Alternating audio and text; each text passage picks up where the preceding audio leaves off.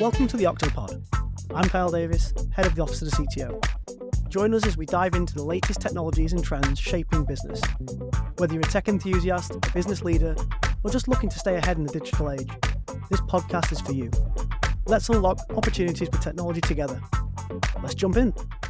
Hi everyone and welcome back to my Hybrid Trends podcast series. This time I'm joined by Michael Cade, field CTO from Veeam.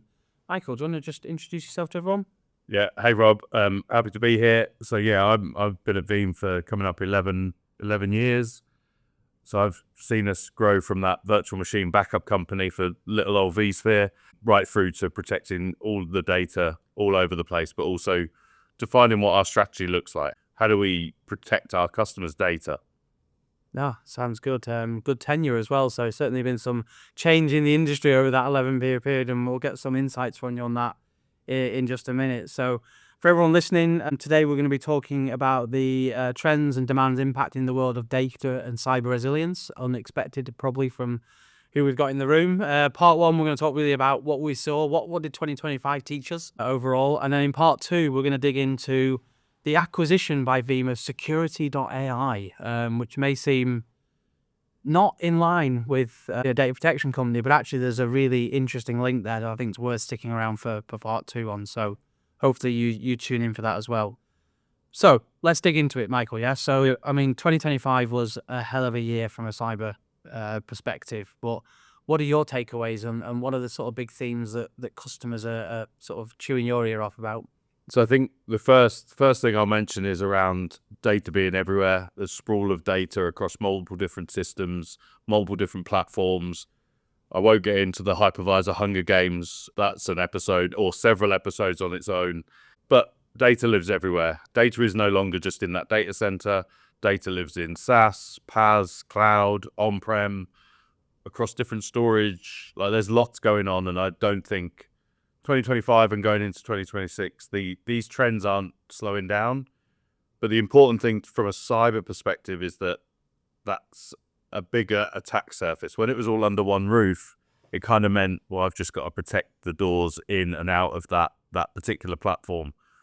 With it being here, there, and everywhere, it means that now we've got to consider data access and everything that goes on with that, and how do we protect that data, but also just manage that data. There's vast amounts of data is another trend that we're seeing. No, definitely. I think the volume of protected systems is growing, and the reality of the windows we have to protect that in are shrinking. So you've got exponential data growth on one side, and the availability of protection windows on the other side, plus all the threat actors leveraging AI to attack us. It's quite a messy place to be at the moment, and it's only going to get worse because without this becoming an AI episode, AI is going to generate more data. The edge is going to generate more data. So the problem's only going to get worse as we go forwards, unless we do something different. Yeah, and I think like you bring up a massive point there, Rob, in terms of, so you've got all of these attack surfaces, all of this data spread out all over the place. The thing to consider is like, how are we securing that? But also the bad guys, the bad actors, they're gaining momentum by using AI to write their own scripts and write these vulnerabilities against CVEs. That CVE list seems to be ever growing. I think the growing trend around not just encryption of data from bad actors like ransomware, but also the exfiltration of data of that as well. And I think, what are you seeing, Rob, from it when it comes to encryption and exfiltration of data for potentially not just customers, but in the news? Yeah, well, last year was a hell of a year for, lots of high profile organizations, but also I think there's all the organizations that go under the radar that you don't hear about. There was a shipping company early last year, wasn't it? It was like 150 odd years old, gone overnight because of ransomware. And I bet they probably didn't think of themselves as a digital business, but fundamentally they were. And I think that is part of the problem, is that there isn't this realization of how reliant on digital platforms, both inside and within the supply chain of every business that we see. So we're still seeing all of the mechanisms being used. Straight encryption, we're just going to wreck your systems, less so now, but still happening. The exfiltration only options with the sort of double extortion off the back of it. So I don't think there's a one-size-fits-all attack, which makes the job harder because you have to protect against the cyber threats of 5 years ago along with the ones of today and from that side of it. But I think there's still a lack of board level appreciation, even after JLR, co-op, etc. You know what I mean? I spoke to a company late last year and they knew that 72 hours of downtime would put them out of business. They'd worked that out, that they could not survive. And their standard disaster recovery response, not cyber, was 10 days. But they still couldn't get investment for additional technology. So I'm like, where's that disconnect? How do we bridge that disconnect? It's a real problem. Yeah, I think it comes down to that responsibility, Rob, as well. And like the customers that you're speaking to, same for me, is that there isn't just one sysadmin or chief information officer.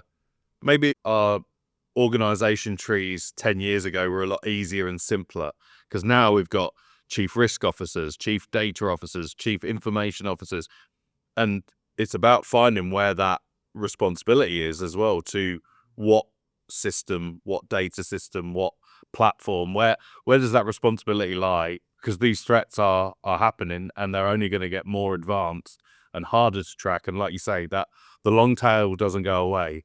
The downloading of something malicious in your email will not go away. There'll be chances still prolonging that attack surface and attack vector of that.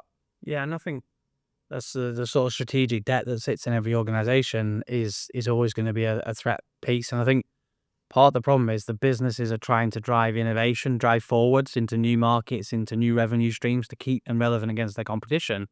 But IT end up with this huge stretched landscape of technology to look after. You know, you think about a modern enterprise potentially still has mainframe, physical servers, 2 lots of virtualization, 4 lots of cloud, 20 lots of SaaS as a minimum. And poor IT is out there going, how do we protect all of this? It used to just be like you say, oh, well, I need to back up 1,000 VMs. And now it's 1,000 VMs on 10 platforms, plus a load of containers, plus a load of SaaS platforms, and we need it all back instantly.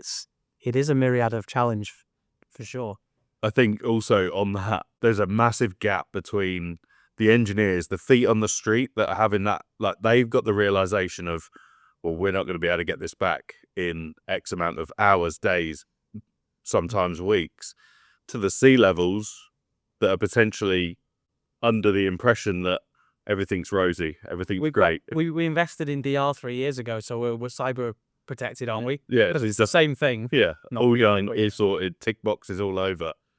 And we see that in the data. Like I read far too many analyst reports, and they're all saying exactly that, is that the engineer, the sysadmin, the whatever that role is playing, the backup administrator, the data administrator, infrastructure admin, there's so many names for these roles, there's such a gap between that and the C-level execs who maybe don't have such a touch on the day-to-day running of these data systems.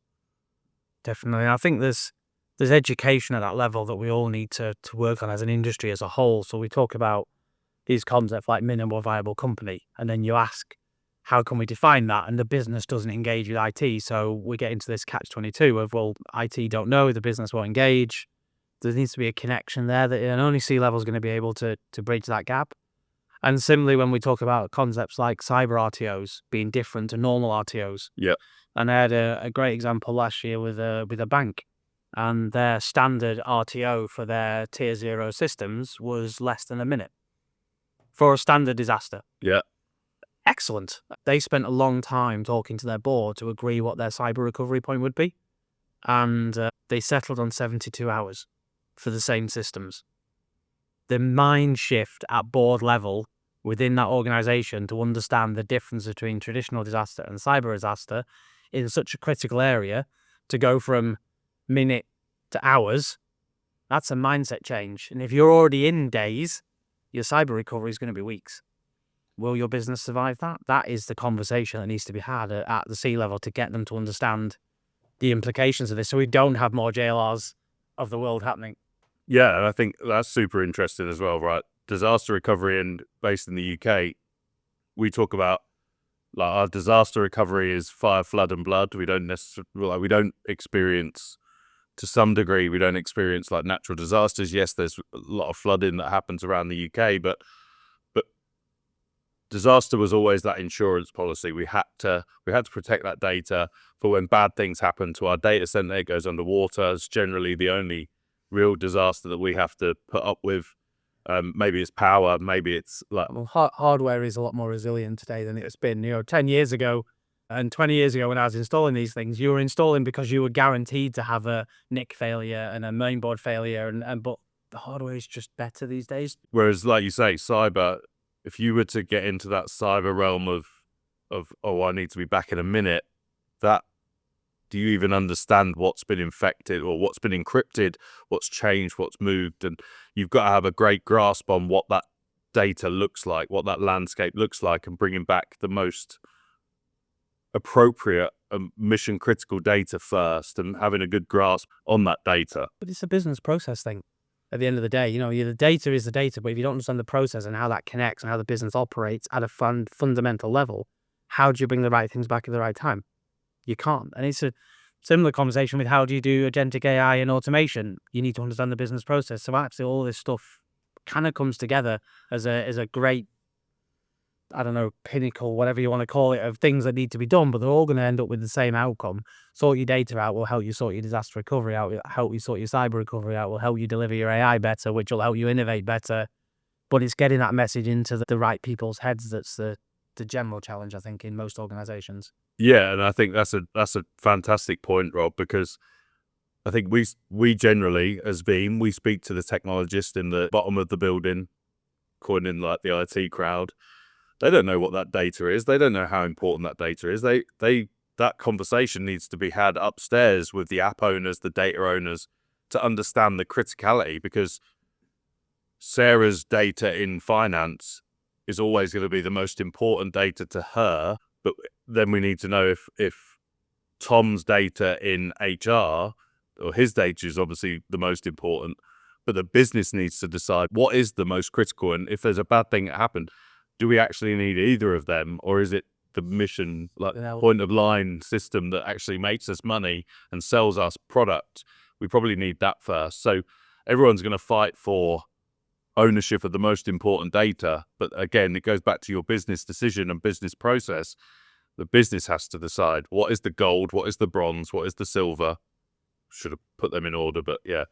But you get the idea. Yeah, it makes sense. I think part of the problem, though, is that that's not necessarily understood. And it sounds like we have these conversations all the time, and it feels like we're talking about things we were talking about 3, 4, 5 years ago, and maybe they should be de facto standards today. But the amount of times we have these conversations, and it's still the challenge in the business, even in really mature businesses that have got really strong data protection practices already, they're still struggling with this. Well, which data, what data, why, the business process, all this sort of stuff. So it might, in some ways, feel like we're hashing something that maybe should have been fixed. But it isn't. That's what I'm seeing anyway. Whenever we're going to have the conversation, these are still the same challenges, and it's still why we're seeing the JLRs of the world happen, because it is still a challenge out there. So we have to keep talking about it. Otherwise, it kind of goes quiet for a bit because there hasn't been an attack in a month. Yeah. So we'll all forget about it and get on with our daily jobs, and then there'll be another attack, and it'll come back to the top of the priority list, and then it'll sink down again. We've got to keep it up there as that sort of board level priority. And I think that comes down to like understanding that data. I expect, like humans, my garage is full of stuff that I've moved from house to house to house. I think we're the same with our data, our enterprise data. We just move our data from here, there, and everywhere, and it generally just sits there and we hoard it. And I think the first part to this business challenge is about making sure that we understand and be more hygienic with that data, which will then allow us to do something with that data, but also reduce the attack surface as well. And it's almost like we planned that segue after this conversation of, we'll going into part 2 of why did Veeam as a backup company traditionally, and I don't mean that in a disparaging way in any way. That's all. Most people will know you as a backup company. 100%. Why did you buy a company called security.ai? Because that doesn't feel like it aligns, but that is exactly what we're going to get into in episode 2 and delve into why did you buy that company. And I think you may have just teased everyone why you bought it. So Thanks everyone for listening. I've been Rob Sims, Chief Technologist for CDW. And I'm Michael Cade, Field CTO at Veeam Software. Excellent. Thanks, Michael. And thanks everyone for listening. We'll see you next Be time. sure to check out the back catalogue for more great insights. Don't forget to subscribe via your favourite podcast platform so you never miss an episode. We appreciate your support. And if you have a topic you want us to cover, feel free to reach out. Catch you next time.